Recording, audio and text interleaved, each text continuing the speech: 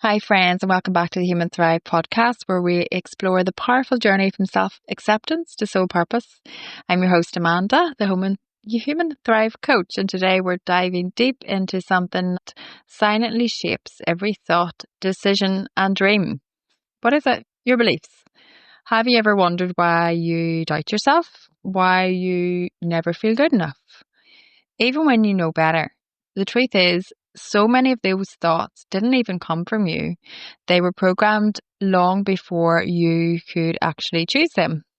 So today we're exploring how limiting beliefs are formed, usually by the age of 7, and how we can rewrite these so as you can thrive as your fullest and freest version of yourself. So, the science of belief formation. So, say from the moment we're born to around age 7, our brains are literally like sponges, and they're operating in brainwave state where everything is just so deeply absorbed, and we're in subconscious learning mode. So we're just taking in everything, it's absorbing everything, the environment, everything we hear, everything we see, everything we feel. So this is the same state that adults would reach in hypnosis or deep meditation. So this means that young children they're not really analyzing for what's true. They're not critical thinkers. They're just believing every single thing they hear. And so they're absorbing everything they hear, see, feel as truth.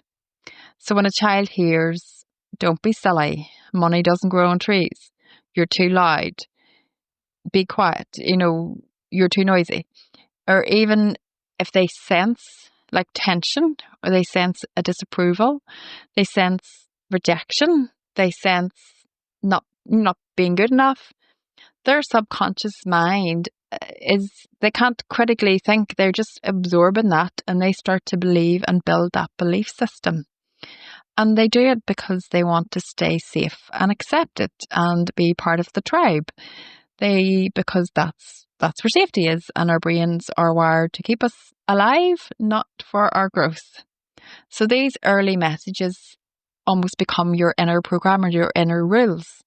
So you start having these beliefs of, "I'm not smart enough. I must please others to be loved. Success isn't for people like me. If I ask questions, it's because I'm stupid. I'm not good enough." And these are not facts. They become they're filters. They're filters that shape how we see ourselves. And this influences our behavior. So what risks we take and what dreams we pursue, or in fact, what dreams we don't pursue, because maybe we're told that that's not for us, or we'll never have any money, or money doesn't grow on trees, or you have to work really hard to have money, or we're not the type of people that would ever get that. Oh, they're the people over there would get that. So it influences your beliefs, it influences then your behaviors, because if you're told you're not smart enough, you'll never get this, then you stop trying. Most people stop trying because they don't believe it's for them. And so what role does this subconscious play? So by age 7, it says we're all programmed.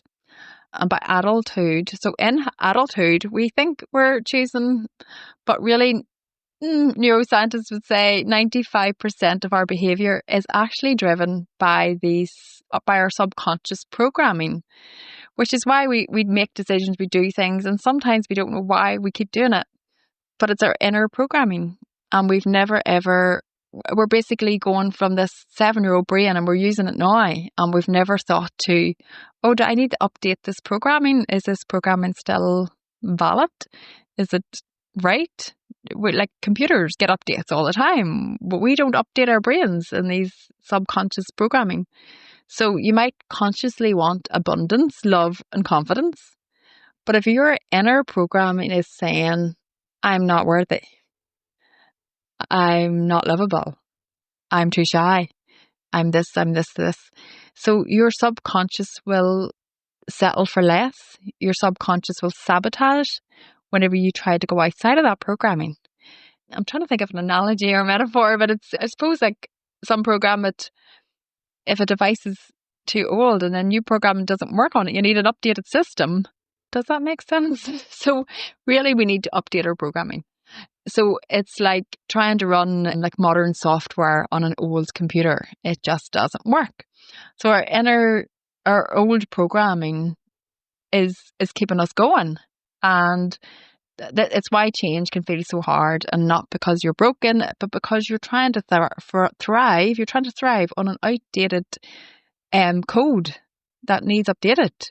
You're trying to run modern software on an old computer. It just doesn't work. So the real growth isn't about fixing yourself. You subconsciously got these beliefs. You had no say over that. You were a child and you took it in and you believed it. But as an adult, whenever you do real growth work, you can update this. And you don't have to, it's not that you're broken, you just need to update your programming. So when you have this awareness, then that's where your power lies. Because when you know something, you can deal with it. So the empowering part of this is what once was learnt can be unlearnt, and what was wired can be rewired. So awareness, or step one, awareness. So notice any repeating patterns. So like if you're sabotaging something in your life, what must I believe about myself for this to keep happening? So an example I've talked about before is anytime I have money, it just goes. It has to go. So my belief about money is my mum would have always said, none of us will ever have any money. She had 3 jobs at one point, but like just worked so hard. Her belief was you have to work really hard to have money, but none of us will ever have any money. And she talked about people that had more money like they were evil. And while she had a good basis for that, and I can see where her belief came from, it's obviously not true about everybody. And there's lots of good people who are very wealthy and do a lot of good in the world. But her belief became this, and it wasn't that she's wrong. She did know people who were not nice and who had money, but it didn't apply to everybody. But she believed this. So it's not that she's done anything wrong. And then she's passed that belief on to me because I heard it and I got programmed that way. And then so it got where no matter how much money I made, I would always make myself poor because it had to go, because I didn't want to be evil, or I didn't want to be a not nice person. But if I had money, I would be not nice. So I've had to let go of that belief and go, that's not right, and so stop sabotaging myself. So that was an awareness. So with that repeating pattern, that every time I had money, it has to go quick. I can't hold on to it. So what must I believe about myself for this to keep happening is, if I have money, I'm going to be not a nice person. My mum will think I'm not a nice person.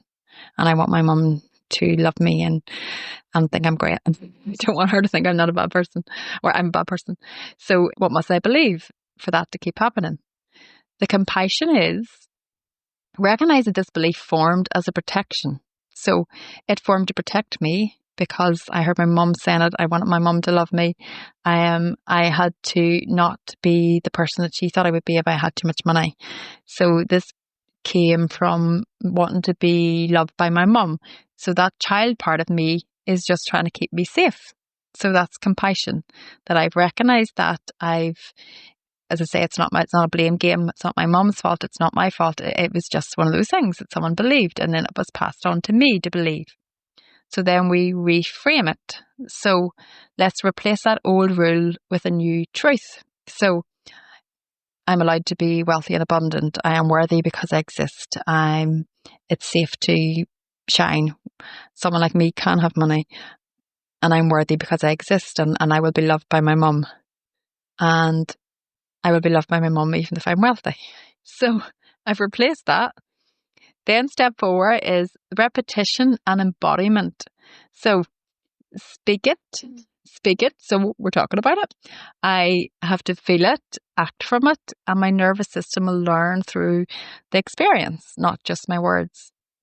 So if you think of a rule, or think of a limiting belief that you have, notice it, so your awareness, compassion, and then reframe it, and then repetition and embody it. So And neuroscience confirms that our brain is neuroplastic, meaning it can literally grow new neural pathways at any age.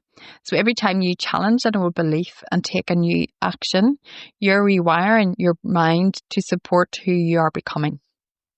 So yes, your past did shape you, but it doesn't define you and doesn't have to define you forever. You can rewrite it, but it takes the awareness, the compassion, the reframe, and the repetition and embodiment to enable these new neural pathways and new ways of thinking. So we can have beliefs that empower us to do more, so we can define, this doesn't have to define us. We can honor our story. We can love the child who learned to survive. We can love the parent who had the belief, who was also in a survival mode, who learned that because she was in survival mode. And love the child who learned to survive.